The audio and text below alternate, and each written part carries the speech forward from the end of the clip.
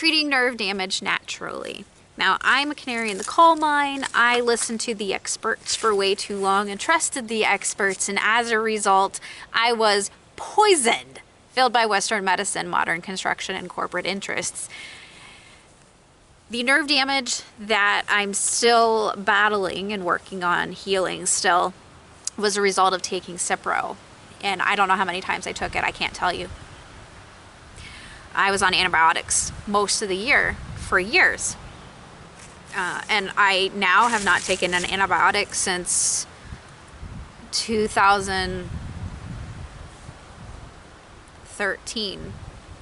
The beginning of 2013 when I had a hysterectomy. That was the last time I took an antibiotic. Literally, no joke.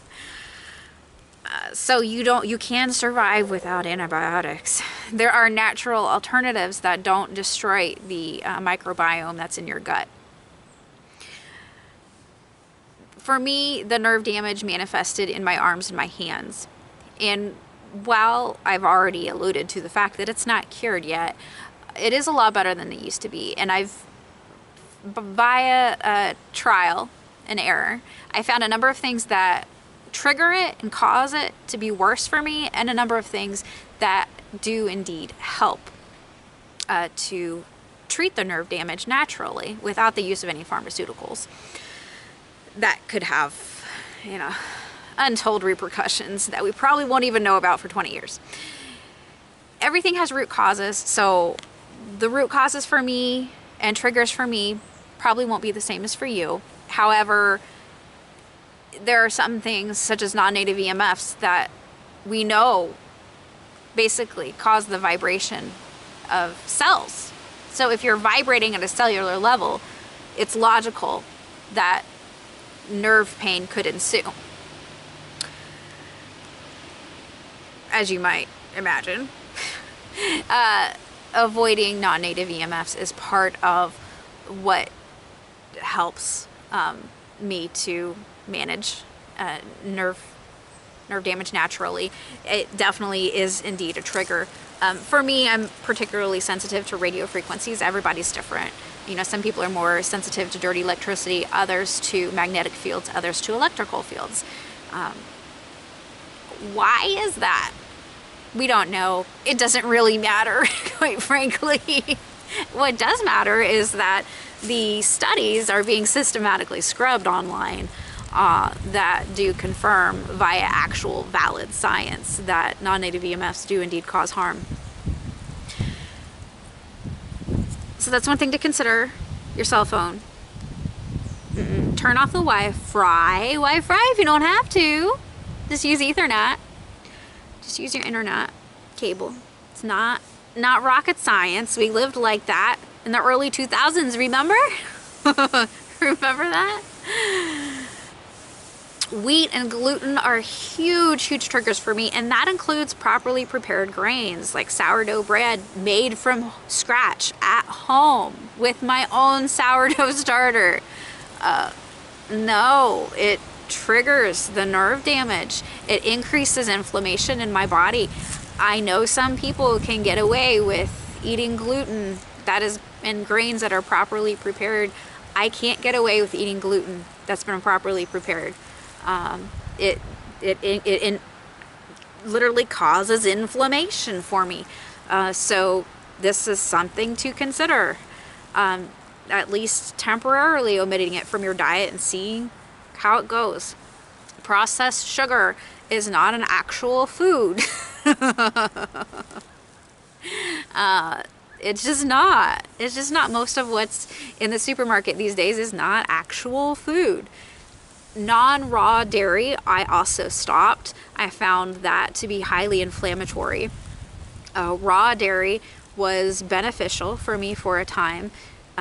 Now I have one brand of raw organic cheese, raw cheese, that we purchase, and that's it. There is a farm a couple hours away that does offer raw milk products. They're lovely people.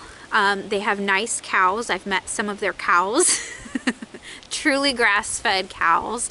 They're babied a bit, which they just live like a cow wants to live, and it's wonderful. But I have hives. I get hives from their food, and I'm not from their dairy products now, and I'm not sure why. So besides the raw cheese, I don't eat any dairy. You might consider just cutting out dairy for a short time and seeing how that goes for you. The raw cheese I do find just so health promoting, and Dave does as well.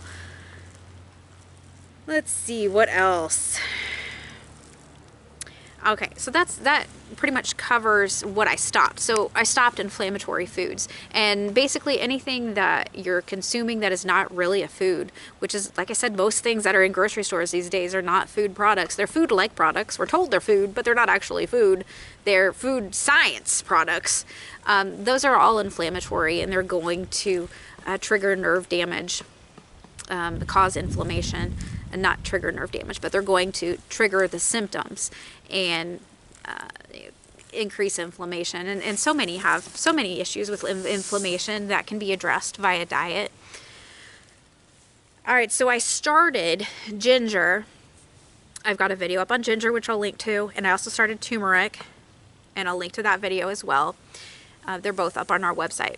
In ginger and turmeric, I continue to take daily. I take 2 forms of each every day. And I do share the forms that I take in those videos as well, on those posts. They are really essential for my arms and my hands. One major player when it comes to managing my arms and my hands personally, the nerve damage from Cipro, is greens. Or are greens, to be grammatically correct. Kale specifically, but if I can't find any tolerable kale, or if I'm not growing any tolerable kale, then any other greens works. Spinach, I don't seem to tolerate that well as of lately. I'm not entirely certain why. But let's see what else. What other? Swiss chard is one. I don't like Swiss chard. I don't like the taste of it. I know some people love it. But it qualifies as a green. That does help. And lettuce helps as well. Not iceberg lettuce. I'm talking about leaf lettuce, like real butter crunch lettuce, those sorts of lettuces. Lettuce is very easy to grow, by the way. It does bolt in the summertime eventually, but if you let it bolt, then you can harvest those seeds, and then you'll have plants that are acclimated to your climate and will grow better for you next year. So I encourage that if possible, because greens can be a bit of a money sink.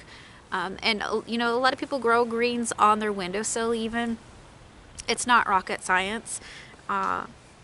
Edible weeds such as chicory, dandelion, plantain, these all are more nutrient dense than anything you're going to grow or purchase. So that was one of the chickens. Everybody's fine. Everything's fine. That's just one of the chickens. I don't know what kind of noise she was making.